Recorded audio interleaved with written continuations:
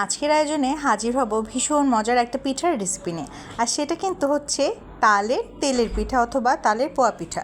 এই পিঠাগুলো দেখতে এতটা সুন্দর হয়, আর তাহলে বলুন দেখি খেতে কতটা মজা হবে।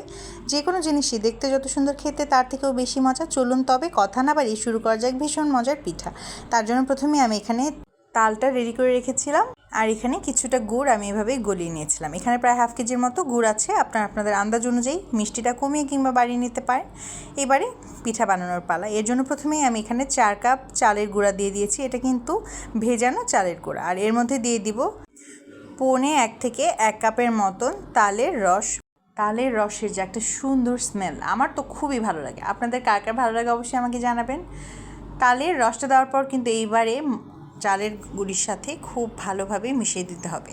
প্রথমে আমি এখানে একটুখানি গুড় দিয়ে দিয়েছিলাম, তবে অল্প একটু দিয়েছিলাম, পরে আমি গুড়গুলোকে অ্যাড করব। তুমি কিন্তু খুব ভালোভাবে চালের গুঁড়ির সাথে তালটাকে আমি ভালোভাবে মিশিয়ে নিচ্ছি। হাতে সাজিয়ে আমি কাজটা করছি, কারণ এভাবে করলে দেখা যাবে খুব ভালোভাবে একটা মোলায়েম টেক্সচার আসবে।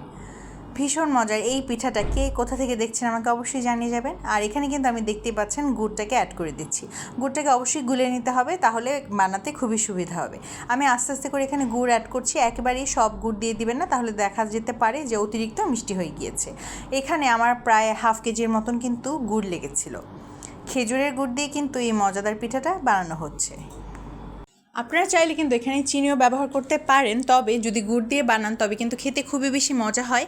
আর তালের এবং গুড়ের কম্বিনেশনে পিঠাটা হয়ে যায় আরও দুর্দান্ত। আমি কিন্তু এক করে আরও কিছুটা গুড় অ্যাড করে দিচ্ছি। আমি টোটাল যতটুকু লেগেছে সেটুকুই আপনাদের সাথে শেয়ার করেছি। আস্তে আস্তে করে সবটা গুড় দেওয়ার পর কিন্তু খুব ভালোভাবে মিশিয়ে নিতে হবে। যত ভালোভাবে মিশ্রণ হবে ততই কিন্তু পিঠাগুলো পারফেক্ট হবে। এই জিনিসটা অবশ্যই আপনাদেরকে খেয়াল রাখতে হবে। অনেক সময় দেখা যায় যদি চিনি বেশি হয়ে যায় তাহলে পিঠাগুলো ঠিকমতো হতে চায় না। সেক্ষেত্রে কিন্তু অবশ্যই চিনিটা সাবধানতা অবলম্বন করে দিতে হবে। চিনি বলতে আমি এখানে মিষ্টত্ব বোঝাচ্ছি, গুঁড়ো হতে পারে কিংবা চিনিও হতে পারে। এবারে আস্তে আস্তে করে কিছুটা নর্মাল টেম্পারেচার পানি কিন্তু আমি এখানে অ্যাড করে দিচ্ছি। একেবারে অতিরিক্ত পানি দিবেন না, তাহলে দেখা যাবে ডোটা ভালো আসছে না। তাই জন্য অল্প অল্প করে অ্যাড করতে হবে এবং খুব ভালোভাবে মিশিয়ে নিতে হবে। যত ভালো মেশানো হবে পিঠা কিন্তু ততই ভালো হবে। আমি এটা বারবার বলছি, কারণ এটা খুবই ম্যান্ডেটরি একটা স্টেপ।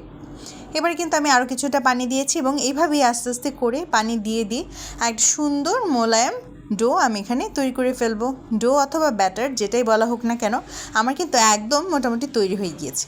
এভাবে আমি এটাকে আধা ঘন্টার জন্য রেখে দেবো। আপনাদের হাতে যদি সময় না থাকে তবে সাথে সাথে বানিয়ে ফেলতে পারেন, তবে যদি হাতে সময় থাকে তবে অবশ্যই আধা ঘন্টার জন্য এটাকে রেখে দিতে পারেন।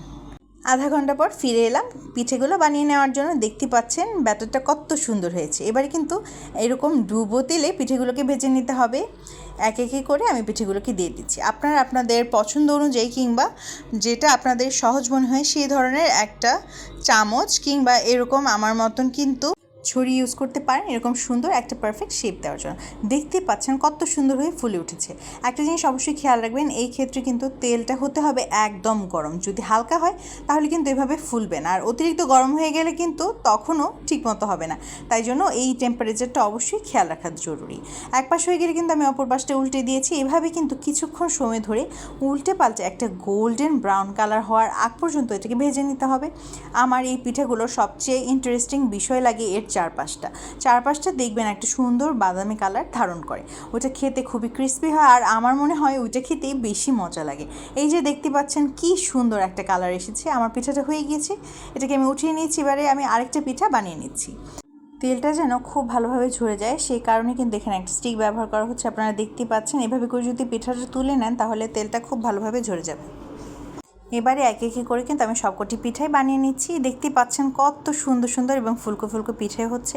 আর এই পিঠাগুলো কিন্তু আমার আম্মু বানিয়েছিল, আমি বানাইনি, সেটা আমি আগে ক্লারিফাই করে দিয়েছি। ব্যাস তৈরি হয়ে গেল আজকের শো স্টপার তালের তেলের পিঠা। কেমন হলো আজকের রেসিপিটি কমেন্ট করে জানিয়ে যেতে একদমই ভুলবেন না। ভালো লাগলে রেসিপিটি অবশ্যই ট্রাই করবেন। লাইক কমেন্টের পাশাপাশি একটা শেয়ার করে যেতে পারেন। আর ভীষণ মজার এই পিঠাটি যদি ট্রাই করেন সেটি আমার সাথে অবশ্যই কমেন্ট বক্সে শেয়ার করবেন। একটা পিঠা ভেঙে দেখাচ্ছি, কতটা সফট হয়েছে দেখতেই পাচ্ছেন, ভেতরটাও খুবই সুন্দর, আর তালের ঘ্রাণে যেন চারপাশটা মোমো করছে। আচ্ছা তবে এই পর্যন্তই। সবাই ভালো থাকবেন, সুস্থ থাকবেন। ধন্যবাদ।